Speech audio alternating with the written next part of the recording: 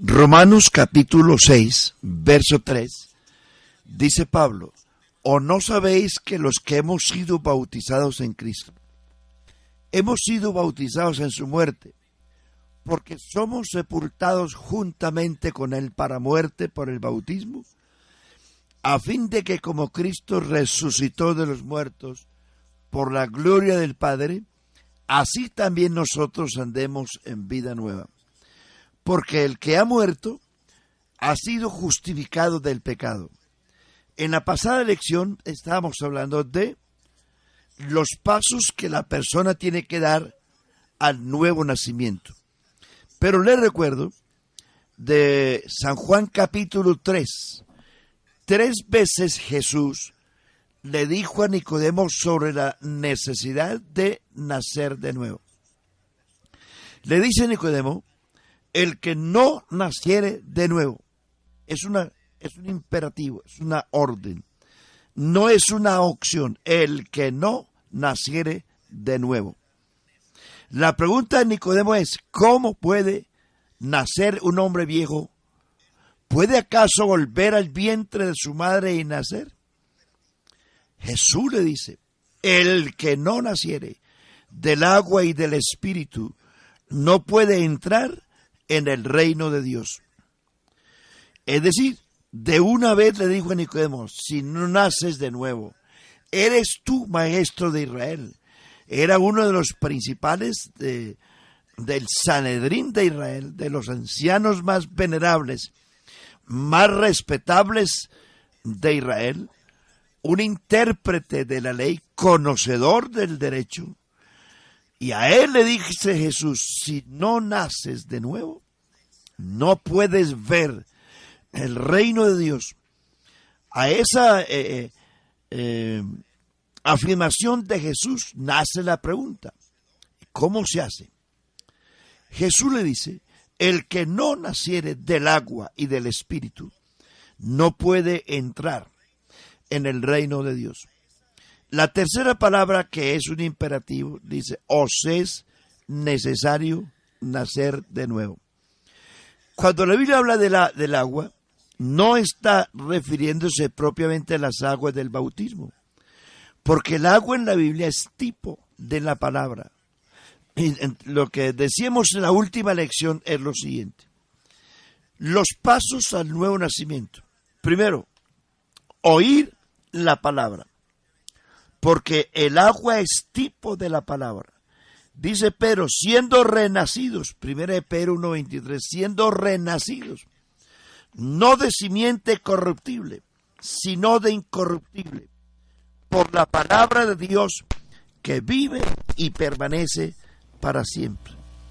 Dice Efesios 5:26, maridos, amad a vuestras mujeres así como Cristo amó a la iglesia y se entregó por ella para purificarla, habiéndola purificado en el lavamiento del agua por la palabra, para santificarla, habiéndola purificado en el lavamiento del agua por la palabra. El Salmo 119, 105 dice: lámpara es a mis pies tu palabra y lumbrera a mi camino.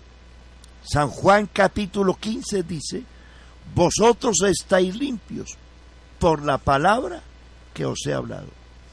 Entonces, el primer paso que les habla la última lección es oír la palabra. La fe se direcciona por el oír la palabra. Romanos 10:17 dice: la fe viene por el oír y el oír por la palabra. Entonces, el primer paso que un pecador tiene que dar es oír la palabra. Por eso dice Romanos y aclara: la fe viene por el oír, pero luego termina diciendo la palabra, la palabra. 2. La persona, después de oír la palabra de Dios, tiene que creerla, porque de nada sirve si usted oye pero no la cree. Tiene que creerle a Dios. Tercero, tiene que obedecer la palabra. Cuarto, debe arrepentirse. El arrepentimiento, como decíamos, no es golpe de pecho, no son sacrificios que el hombre hace continuamente para flagelando su cuerpo, pretendiendo con ello sobornar a Dios para que Dios tenga misericordia de su flagelo. No, ningún sacrificio, ninguno, sirve para nada en la presencia de Dios para ser salvo, ninguno. Usted puede viajar a hacer peregrinajes largos a donde quiera, con los pies descalzos, puede caminar en la cabeza, puede arrodillarse sobre granos de maíz, puede andar sobre puntillas de acero, puede flagelarse a sus espaldas con látigos, lo que quiera. Nada de eso sirve para convencer a Dios. ¿Por qué? Porque el sacrificio de Cristo en la cruz es lo único. Por los méritos de Cristo solamente mis pecados son clavados en la cruz. Siendo ahora perdonado libremente, ya no hay duda, mas yo ando en plena luz. El arrepentimiento es cambiar de mente, cambiar de pensamiento, cambiar de vida. Arrepentimiento es morir al mundo, morir al pecado y morir a sí mismo. Ese es el paso número 4. Ahora el paso número 5. El paso número 5 es el bautismo en agua, en el nombre de Jesucristo. Lo que leíamos en Romanos capítulo 6. El bautismo tiene cinco aspectos. Primero, ¿qué es el bautismo? Segundo, ¿para qué es el bautismo? Tercero, ¿para quiénes es el bautismo? Cuarto, ¿cómo es el bautismo? Y quinto, requisitos para una persona ser bautizada. Primero, comencemos por el primer paso. ¿Qué es el bautismo? Romanos capítulo 6 lo explica. El bautismo tiene algunas formas importantísimas. Mire, por ejemplo, el bautismo es la ceremonia más importante que se hace en las iglesias, porque es un paso a la salvación, es un paso a la salvación. En la iglesia se hacen muchas ceremonias, pero la ceremonia, una de las, o para mí la más importante, es el bautismo en agua, en el nombre de Jesucristo. ¿Por qué? Porque en el bautismo la persona se identifica con Jesucristo en su muerte, en su sepultura, en su resurrección. Anote estas cosas importantes. El cristiano tiene que ser crucificado juntamente con Cristo. Eso dice la Biblia. Crucificado juntamente con Cristo, sepultado juntamente con Cristo, resucitado juntamente con Cristo. Está diciendo lo que la Biblia dice. Sentados en lugares celestiales juntamente con Cristo. Si padecemos, juntamente con Cristo. Reinaremos juntamente con Cristo. Recibiremos herencia juntamente con Cristo. Edificados juntamente con Cristo. Es decir, hay una unión perfecta entre Dios, el hombre y Dios. Cuando la persona va a esa ceremonia bautismal que es tan importante, allí en las aguas del bautismo la persona se está encontrando cara a cara con Dios. Recuerden esto.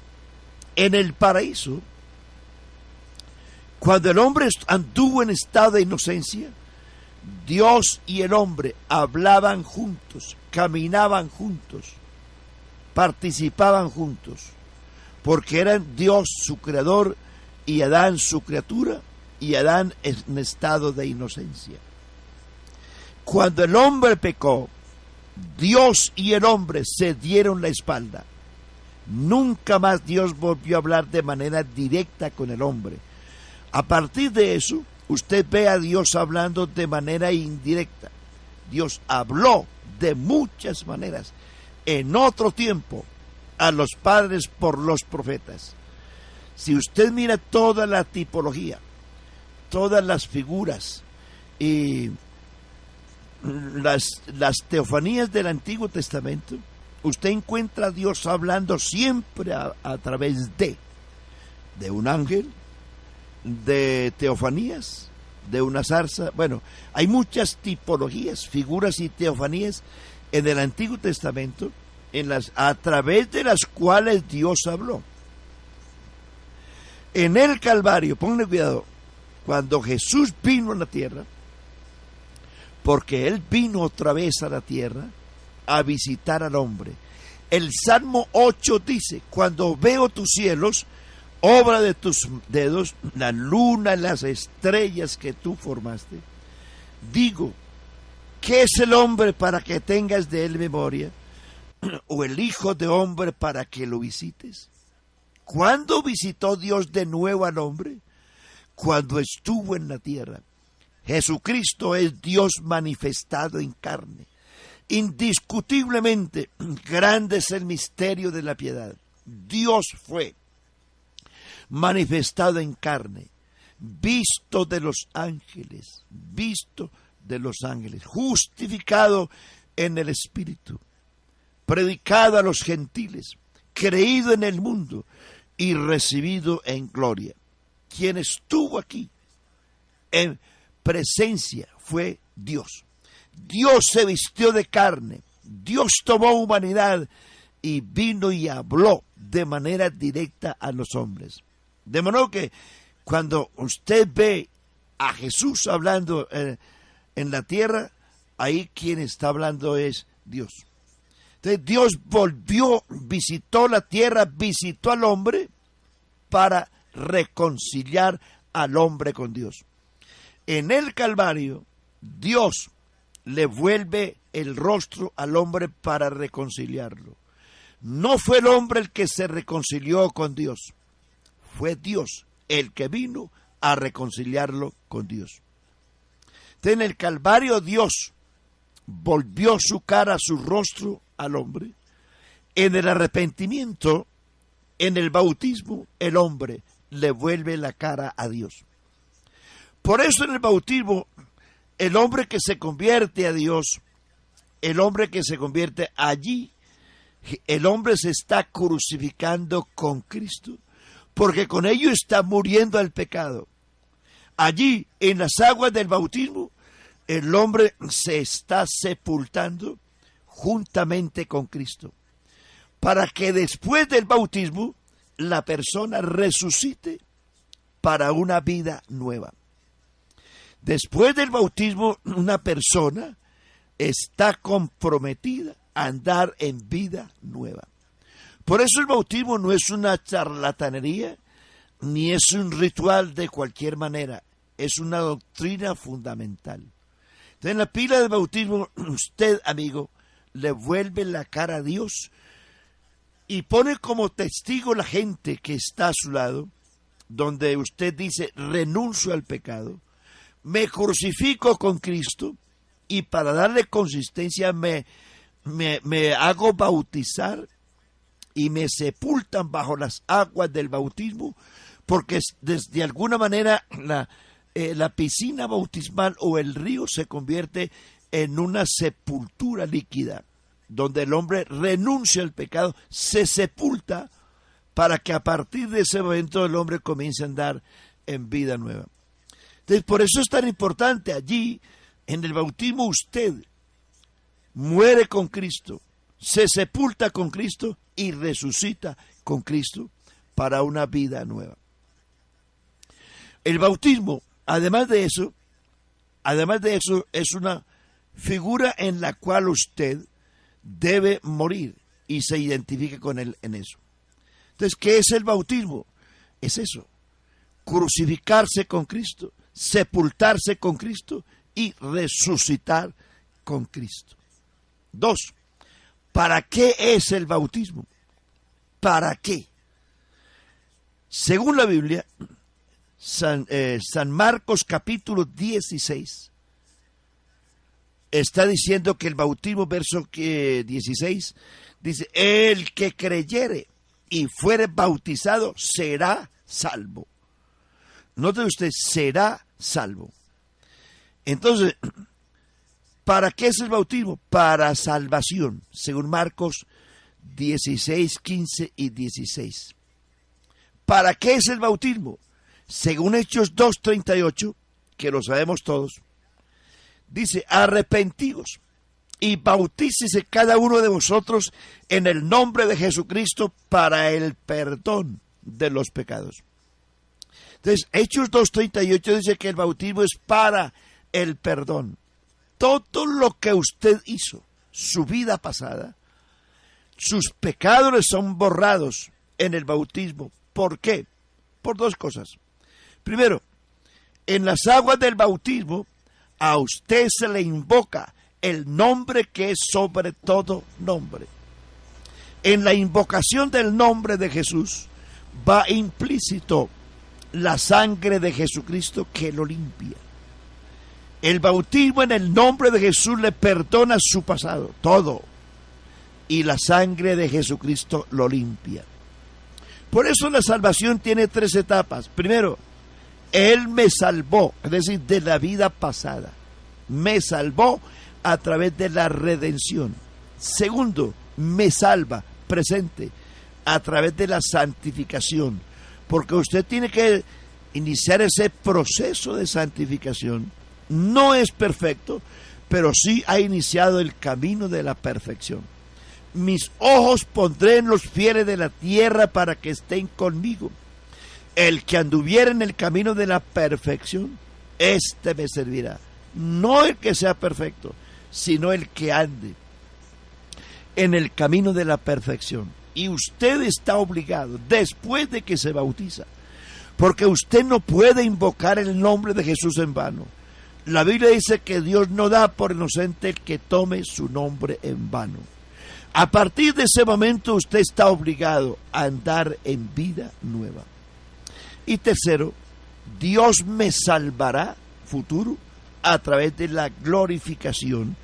Eso es cuando ya Jesús arrebate la iglesia y los muertos en Cristo resucitarán primero. Entonces, el bautismo es para salvación, Marcos 16:15.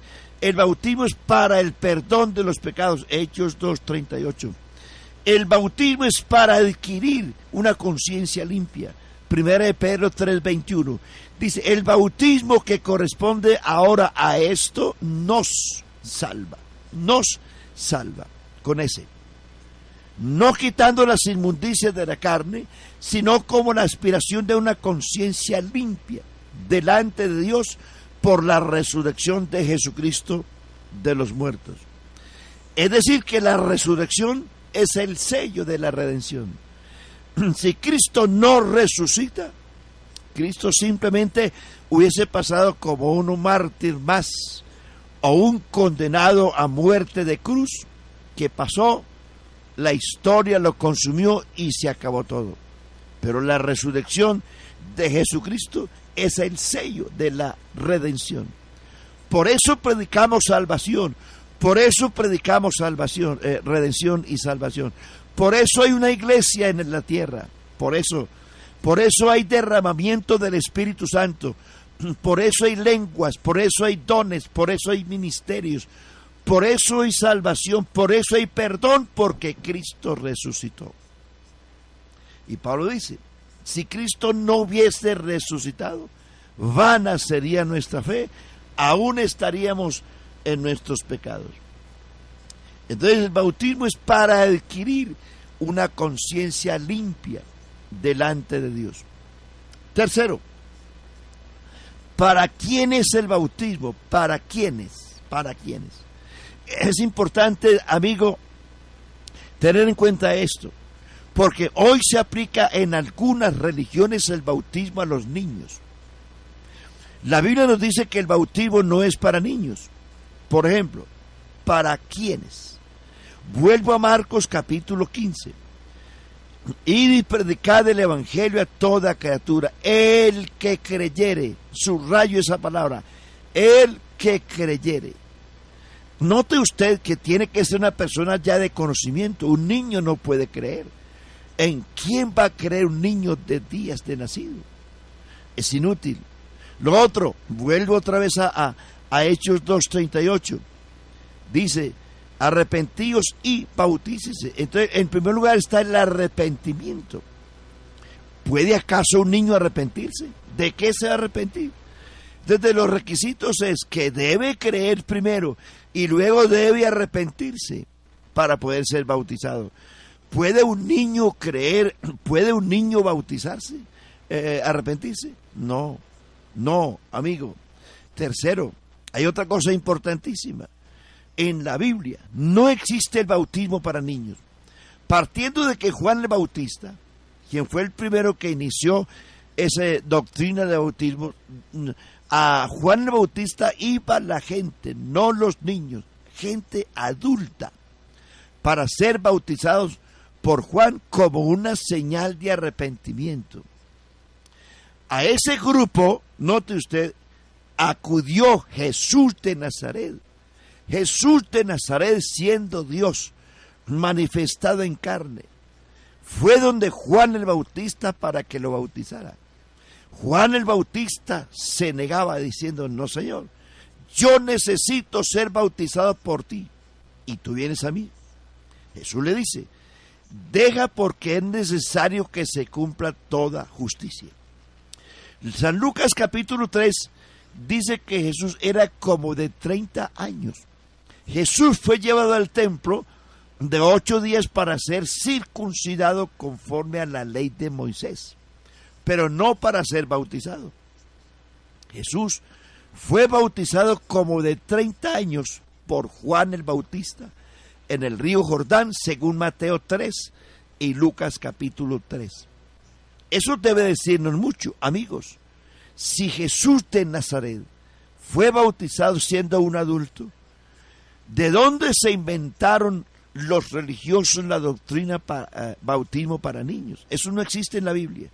Por eso, amigo que me escucha esta mañana, quien tiene que bautizarse es usted. Porque usted debe creer primero, debe arrepentirse en segundo lugar, y debe ser una persona que tenga conocimiento y razón de lo que va a hacer. Ahora, si usted mira la historia de la Iglesia Apostólica, en los Hechos de los Apóstoles, usted nunca va a encontrar en ninguna parte que se hayan bautizado los niños. No, todos fueron, capítulo 3 de los Hechos. En ese sermón de Pedro se arrepintieron 3,000 personas, no niños. Y dice, se arrepintieron como 3,000 personas y se bautizaron. Y los que se bautizaron perseveraban en la doctrina de los apóstoles, en la comunión unos con otros, en el partimiento del pan y en las oraciones. En el segundo sermón de Pedro, capítulo 3, dice que ese día se arrepintieron 5,000 personas. En el capítulo 8 de los Hechos, Felipe evangelizó a un eunuco, que era el ministro de Hacienda de la reina de Candace. Era un adulto, leía la Biblia, leía Isaías. El Espíritu Santo le dice a Felipe, acércate a ese carro, porque hay un hombre que está leyendo la Biblia. Felipe se le acercó y el eunuco leía Isaías 53. Tomó esa escritura desde Isaías 53 y le habló del Evangelio de Jesús. Y dice que después de haber convencido al eunuco, el eunuco dijo, aquí hay agua, ¿qué impide para que yo sea bautizado? Y descendieron juntos al agua y Felipe le bautizó. Y el Espíritu Santo arrebató a Felipe y lo llevó a Samaria, y el eunuco siguió gozoso su camino. El mismo capítulo 8, verso 12. Pero cuando creyeron a Felipe, que anunciaba el Evangelio del reino de Dios y el nombre de Jesucristo, se bautizaban hombres y mujeres. Note usted eso. Note usted eso. Capítulo 9, en la conversión del apóstol Pablo, que era Saulo de Tarso. Ananías le dice a Saulo de Tarso: levántate y bautízate y lava tus pecados invocando su nombre. El capítulo 10 de los Hechos, el apóstol Pedro mandó bautizar a un grupo de gentiles que habían recibido el Espíritu Santo bajo la predicación del apóstol en la casa de Cornelio. No eran niños. Y analice todo de ahí en adelante. Capítulo 18 de los Hechos, capítulo 19, y todos, la gente que se bautizó fueron adultos. ¿Para quiénes es el bautismo? Para los adultos. Cuarto, ¿cómo es el bautismo? Estamos hablando de una doctrina fundamental, indispensable en la salvación. ¿Cómo es? Primero, el bautismo es por inmersión. Inmersión quiere decir sepultura. La religión bautiza a sus niños echándoles agua con sal en la frente. Es decir, eso es un bautismo, eso es rociamiento. Eso es el bautismo por aspersión, que le rocian agua a la persona y con eso supuestamente lo bautizan. Pero la Biblia dice que el bautismo es por inmersión. Inmersión quiere decir sepultura. Mire, parta de una base. Jesucristo. Dice la Biblia que cuando Jesús subía del agua, indica que Jesús estuvo bajo el agua, que Juan sumergió a Jesús bajo el agua, porque dice que cuando Jesús subía del agua. Número 2, dice Romanos capítulo 6, sepultados juntamente con él para muerte por el bautismo. Entonces, el bautismo es por inmersión, que significa sepultura. Es por inmersión. 2, y esto sí que es importante, hermanos y amigos, el bautismo es en el nombre de Jesucristo. Voy a citarles algunas escrituras. Ejemplo, capítulo 28 de San Mateo, versículo 19, que es el texto que ha causado tanta controversia en las iglesias evangélicas. Id y haced discípulos a todas las naciones, bautizándoles en el nombre, note el singular, en el nombre del Padre, del Hijo y del Espíritu Santo. Ese mismo sermón, óigame, amigo, ese mismo sermón, que los 4 evangelistas lo escribieron a diferentes destinatarios, porque Mateo le escribía a los judíos, Marcos le escribía a los romanos, Lucas le escribía a los griegos y Juan le escribió a la iglesia. Por eso usted ve algunas diferencias en los evangelios, pero el sermón, el contenido es el mismo, solo que los destinatarios eran distintos, y con base a eso era que cada evangelista enviaba para la comprensión de sus destinatarios. El mismo sermón de Mateo 28 es el mismo sermón de Marcos 16, es el mismo sermón de Lucas 24 y es el mismo sermón de Juan 21. Marcos capítulo 16 dice: estas señales seguirán a los que creen en mi nombre. Note la palabra, subraye la palabra en mi nombre. Vamos a Lucas, que es el mismo discurso. Lucas capítulo 24 dice: y les abrió el entendimiento para que comprendiesen las escrituras. Y les dijo: así está escrito y así fue necesario que el Cristo padeciese y resucitase de los muertos y que se predicase en su nombre el arrepentimiento y el perdón de pecados en todas las naciones, comenzando desde Jerusalén, y vosotros me sois testigos de estas cosas. Ese mismo sermón es el que Juan interpreta en el capítulo 21. Dice Juan: pienso que si se escribiesen todas las cosas que Jesús dijo e hizo, no cabrían los libros en el mundo. Pero estas se han escrito para que creyeseis que Jesús es el Hijo de Dios y para que creyendo en su nombre tengáis vida eterna. Note usted que siempre aparece el nombre por todas partes. Les hago esta explicación. El título Padre, Hijo y Espíritu son títulos, no son nombres.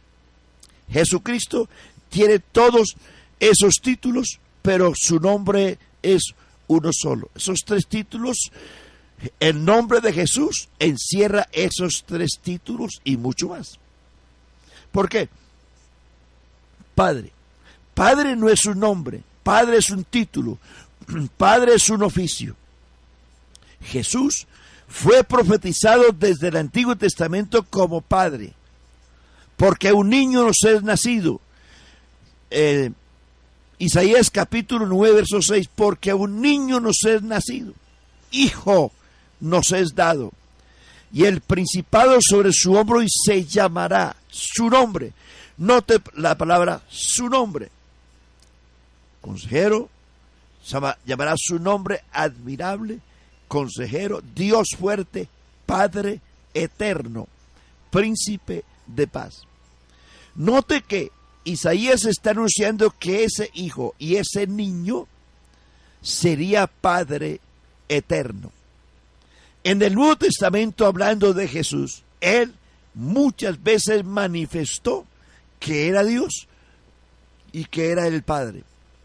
Un hombre, Felipe, San Juan capítulo 14, dice: muéstranos al Padre y nos basta. Cuando Jesús le dice: yo soy el camino, la verdad y la vida, nadie viene al Padre sino por mí. Note la expresión nadie viene, no dice nadie va, sino nadie viene al Padre sino por mí. Felipe le preguntó: muéstranos al Padre y nos basta. Jesús le respondió: Felipe, tanto tiempo que hace que estoy con vosotros y no me has conocido. Felipe, el que me ha visto a mí, ha visto al Padre. ¿Cómo pues dices tú, muéstranos al Padre? ¿No creéis que yo estoy en el Padre? No con, sino en él. Note la preposición. No creéis que yo estoy en el Padre y el Padre en mí. Note que no dice conmigo ni con él, sino en mí. De otra manera, creedme. Felipe, si no me quieres creer porque ves un aspecto físico, si no me quieres creer que yo soy el Padre, entonces creedme por las obras, porque las obras dan testimonio de que el Padre está en mí y yo en el Padre. Y Felipe, recuerda esto: todo lo que pidiereis al Padre en mi nombre, yo lo haré en mi nombre.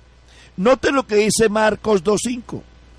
Le dijo Jesús a un paralítico: hijo, tus pecados te son perdonados. ¿Quién puede llamar hijo a alguien si no es el Padre? Note otras cosas bien interesantes que se refiere a Jesús como el Padre. San Juan 10:30 dice: yo y el Padre uno somos. Entonces, Jesús se identifica en la tierra con el título de Padre. Padre. La Biblia dice que si Él tiene hijos, Padre se identifica de esa manera. Hijitos, le dice Jesús a sus apóstoles. Él es el Padre. Él se manifestó en la tierra como el Padre. Note usted lo que dice capítulo 10 de San Juan. Mis ovejas oyen mi voz, yo las conozco, ellas me siguen y yo les doy vida eterna. Dice, y nadie las arrebatará de mi mano. Mi Padre que me las dio es mayor que todos, y nadie las arrebatará de la mano de mi Padre, porque yo y el Padre uno somos. Entonces, usted pretende, hermano y amigo, creer que Jesús es inferior al Padre, está equivocado, porque hay mucha gente que dice que son coiguales, coeternos, coexistentes, cogobernantes. ¿Cómo puede un Dios orar a otro Dios? ¿Cómo puede un eterno orar a otro eterno? No, amigo, piénselo bien, piense en serio. Cristo como hijo no es eterno. Él es eterno como Dios. Él, Dios, se manifestó en carne. Él estuvo en carne aquí. Y lo que la Biblia llama hijo de Dios es la manifestación en carne. Esa manifestación de Dios en carne en la tierra fue temporal. En esa manifestación Dios vino y cumplió todo lo que el hombre necesitaba para ser salvo. Dios, como Dios, no podía derramar sangre ni podía tener carne, por eso Él tomó carne y tomó sangre para redimirnos. Él se hizo el pariente cercano. Él es el misterio más glorioso que existe. Él, siendo Dios, se hizo carne. Él, siendo el Padre, se manifestó en un hijo. ¿Cómo le parece? Ese es el misterio que muchos no quieren entender, pero eso es un misterio. Por eso es un misterio, porque no se entiende fácilmente. Mire, amigos, el creador del universo se hizo una criatura. El Dios que todo lo sabe vino y aprendió, como le parece. El que es el pan vivo tuvo hambre. El que es la fuente de vida inagotable tuvo sed. Él se hizo pobre para que nosotros con su pobreza fuésemos enriquecidos. Es que esa es la manifestación de Dios. Él mismo se humilló. Haya en vosotros el sentir que hubo en Cristo, el cual, siendo Dios, no estimó el ser igual a Dios como cosa que aferrarse, sino que se despojó a sí mismo. Se despojó. Nadie lo despojó, nadie lo humilló. Él se humilló, se despojó a sí mismo, tomando forma de siervo y estando en la condición de hombre, se humilló a sí mismo hasta la muerte y muerte de cruz, por lo cual fue exaltado hasta lo sumo y se le dio un nombre que es sobre todo nombre, para que en el nombre de Jesús se doble toda rodilla de los que están en el cielo, en la tierra y debajo de la tierra, y toda lengua confiese que Jesucristo es el Señor. En la próxima lección seguiremos hablando del nombre, que es bien valioso. ¿En qué fueron bautizados? ¿En qué nombre la Iglesia Apostólica? ¿Y en qué nombre usted debe bautizarse? Lo veremos en la próxima lección. Que el Señor les bendiga.